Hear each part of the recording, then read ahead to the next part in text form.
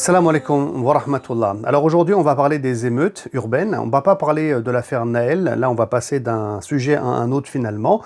Et puis vraiment, l'idée, c'est de voir comment on peut sortir finalement de cette crise-là.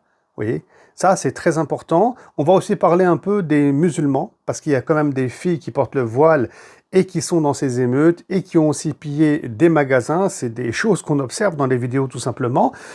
Et on verra aussi ce que dit l'islam par rapport à l'esprit de vengeance, œil pour œil. On parlera aussi un peu des instances musulmanes, etc. Voilà donc les thématiques qu'on va aborder aujourd'hui. Alors tout d'abord, avant de commencer, les émeutes, tout casser dehors, c'est bien ou c'est mal? Franchement, déjà, on n'a pas besoin d'être musulman pour répondre à cette question, d'accord? Qu'on soit musulman, juif, chrétien, bouddhiste, athée, tout ce que vous voulez, il est évident, c'est universel, c'est humain que détruire, casser, brûler, c'est pas bien.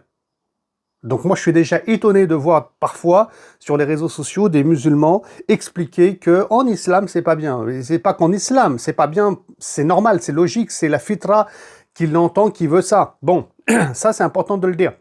Et donc, ni moi ni personne allons nous justifier ou répondre à cette question-là. Est-ce que pour toi, professeur ou cheikh ou tout ce que vous voulez, c'est bien de casser? La réponse, elle est évidente que c'est pas bien. Ça, c'est clair. Mais c'est pas ça le sujet. Le sujet, je le souligne, je le rappelle, c'est pourquoi on en est arrivé à là. Donc, il faut répondre à cette question et à partir de là, il faut sortir de la crise et donner des éléments de réponse. Bon, ceci étant dit, autre point que je voulais souligner, les médias. J'ai passé 1 heure à peu près ou 2 hier devant BFM TV et CNews. C'est une catastrophe. Bon, CNews, j'en parle même pas. Franchement, ils parlaient des mosquées, ils parlaient des musulmans. Je vois pas le rapport avec les émeutes, mais bref, c'était ridicule. Tellement ridicule qu'on pouvait en rigoler. Sur BFM TV, il y avait plein d'invités, c'était plutôt varié. J'ai écouté Bardella, pardon. Jordan Bardella du Front National, qui disait que la France, elle a tout donné à ces jeunes qui aujourd'hui cassent tout. Vous voyez, on leur a donné un logement, on leur a donné ceci, à manger, à boire, l'école, on a tout donné. Et aujourd'hui, ils détruisent tout. Ok. Bon, déjà, lui, il a rien donné. D'accord? C'est la France qui a donné. Il y a un système, les gens, ils payent des impôts, les gens, ils payent des taxes. Donc, il y a des droits, il y a des devoirs. Donc, tout d'abord, ça ne lui appartient pas, l'État français. Ça, il faut qu'ils le comprennent et que les politiques le comprennent aussi, de manière générale. Bon, ensuite, les gens qui sont sortis, qui sont dans la rue, ça, ils en ont conscience. Mais ils veulent pas des biens matériels. Hein. Ils sont pas sortis pour les biens matériels. Non. Leur demande, c'est ce que je comprends en tout cas, c'est qu'ils veulent du respect. Ils veulent du respect. Ils veulent de la dignité. Ils veulent être écoutés aussi. Ils veulent beaucoup plus de justice. Ils veulent que on arrête de faire des contrôles aux faciès. Vous voyez, arabes ou noirs, on va pas se cacher et on va pas tourner autour du pot. Les arabes et les noirs, ils sont constamment visés, surtout quand ils sont jeunes. C'est plus un secret de polichinelle. Donc le sujet, il est complètement autre. Donc à la télévision, c'est ces sujets-là qu'il faut aborder. Il faut pas les aborder avec des Finkielkraut et autres, hein, Golnaden sur CNews et je ne sais pas qui. Amenons de véritables intellectuels, des universitaires qui vont poser la question, répondre à cette question, analyser le sujet sous l'angle des sciences sociales. Voilà, il faut étudier la société ici pour comprendre c'est quoi la maladie, c'est quoi le problème, et ensuite on y répond. Bon, je passe le sujet. J'entends aussi, ici et là, beaucoup, la question de l'éducation des enfants. Voilà, il faut éduquer les enfants. Les parents, ils doivent sortir récupérer leurs enfants. Bon, les enfants, ils sont plus... Ces enfants-là, et je ne pense pas qu'ils soient sous le contrôle de leurs parents. Voilà, les parents, ils peuvent plus rien faire. Je pense qu'il faut ici faire très attention à ça. Après, il y a eu quand même en France toute une dynamique où on doit éduquer les enfants, vous savez, avec bienveillance, avec amour. Il ne faut pas leur crier dessus, il ne faut pas qu'il y ait d'interdits, il faut qu'il y ait une grande liberté.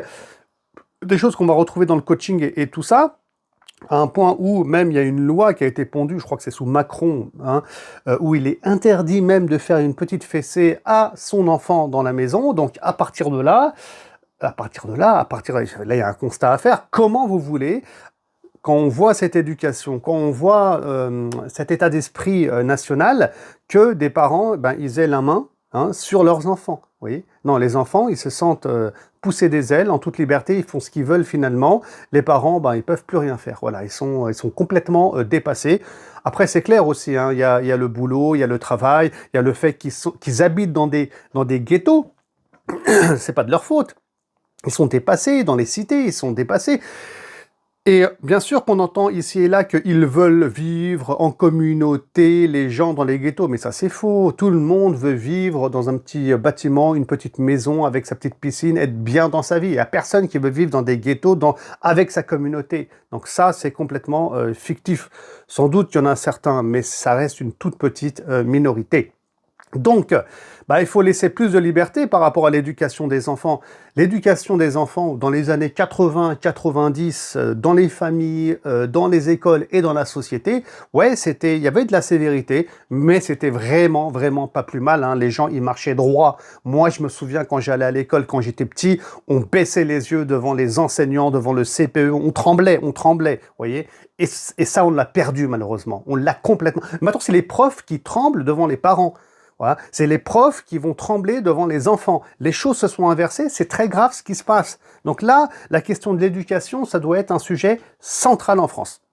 Et oui, maintenant, les choses échappent aux parents. Ouais, les enfants, ils sont dans la rue, ils cassent tout. C'est compliqué, compliqué. Bon, je voulais dire aussi un mot sur Mbappé. Alors Mbappé, j'aime bien Mbappé. Je veux dire la position dès le début qu'il a eu, il a été clair, il s'est positionné. C'est un personnage public et je pense moi que les personnages publics, ils doivent pas se taire. Ils ont une grande influence sur la société. Ils peuvent faire bouger les lignes, ils peuvent influencer les politiques positivement.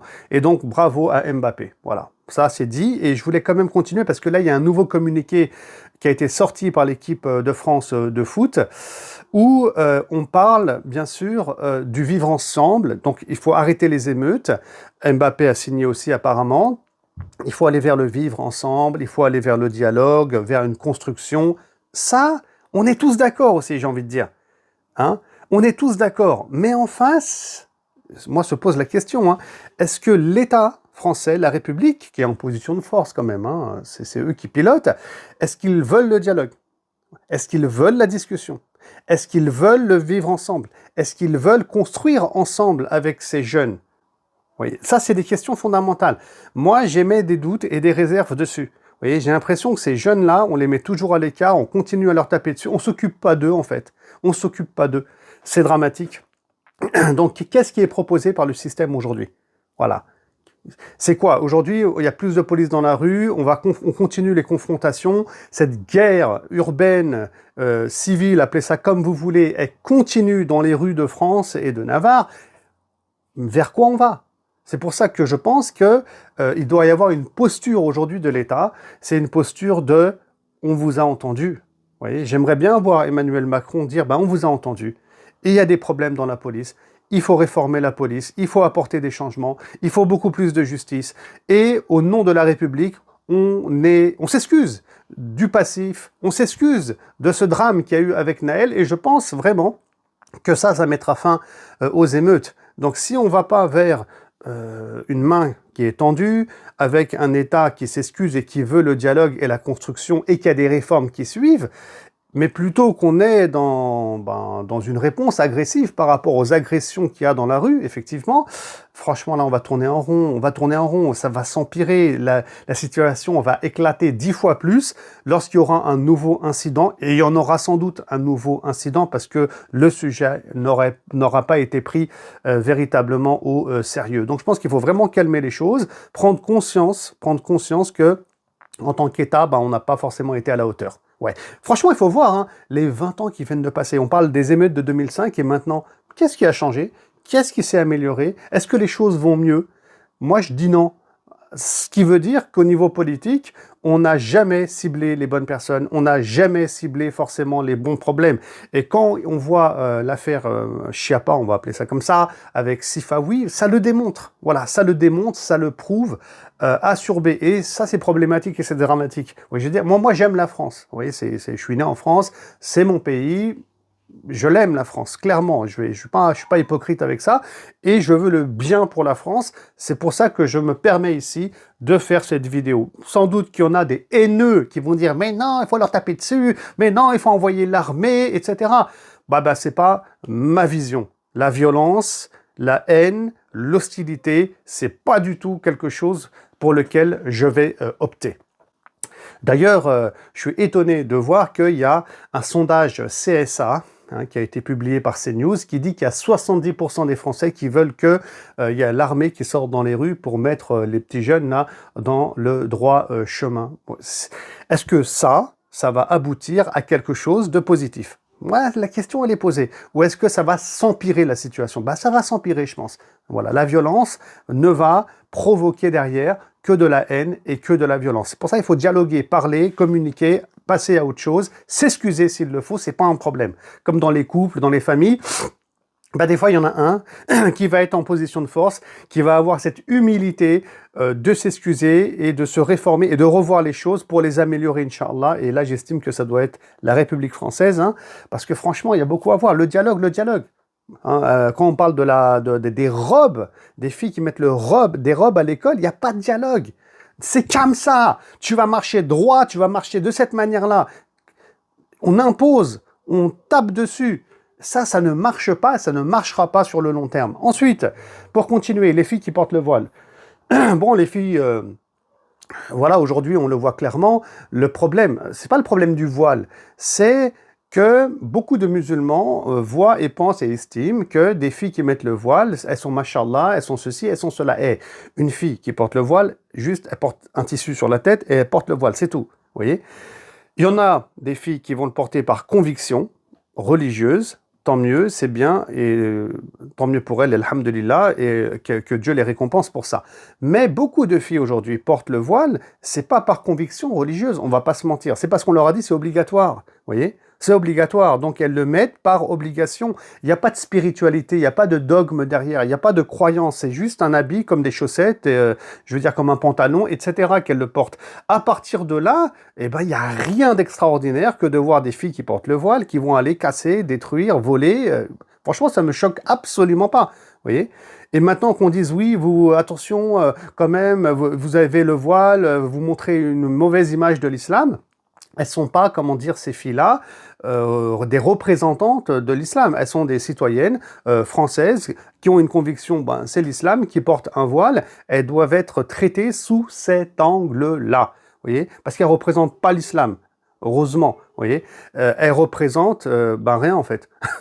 C'est comme moi, je représente finalement rien. Je suis qui je suis, je fais ce que j'ai à faire. On est tous des citoyens français avec des convictions religieuses. Donc, certes, les gens, eux, quand ils vont observer des filles voilées, ils vont se dire, purée, comment ils sont les musulmans, mais bon, après, franchement, de toute façon, les gens, aujourd'hui, avec toute la propagande médiatique qu'il y a contre les musulmans, ça, c'est ce que je pense et c'est ce que j'observe, je veux dire, ça va pas changer grand-chose, ça va pas changer grand-chose. Maintenant, par rapport à la question de vengeance, franchement, ça, il faut arrêter. Il n'y a pas de vengeance en islam. Le prophète sallallahu alayhi wa sallam, il ne se vengeait pas. Jamais il se vengeait. Les savants, ils sont d'accord sur ce point-là. Ça, il faut le comprendre, ça. Il n'y a pas de vengeance. Alors, bien sûr, il y en a qui vont dire, oui, la loi du talion, œil pour œil, etc. Ok. Ça, c'est dans le cadre des lois musulmanes, d'un tribunal musulman, excusez-moi. Et donc, c'est pas toi, en tant que musulman et individu, qui va faire du œil pour œil, dent pour dent dans la société, te faire justice toi-même. Vous voyez? Parce que si toi, tu fonctionnes comme ça, le policier va fonctionner de la même manière. Non, il y a des règles à respecter, il y a des lois à respecter, et même en islam, ça n'existe pas, ça, œil pour œil, et je le fais moi-même. Attends, ça veut dire quoi, ça? Ça veut dire que tu vas aller tuer un policier pour te venger, et l'autre, il va tuer un policier. Au final, tu as 3000 policiers qui sont tués, alors que tu avais une personne, un jeune qui avait été tué, mais c'est du n'importe quoi, ça. Ça génère le chaos, ça génère le désordre, al-fitna, qui est pire que le meurtre et qui est pire que toute chose. Quant au prophète sallam, il se vengeait pas, il pardonnait, il guidait, il faisait plein de choses, mais il se vengeait pas. Même lors de la prise de la Mecque, Fatha Mecca, c'est important, Fath Mecca, la prise de la Mecque, prophète sallam, alors que des musulmans ont été tués, alors que les idolâtres, ils ont brisé un traité de paix qui avait été signé de 10 ans, il n'attaque pas la Mecque pour se venger et tuer.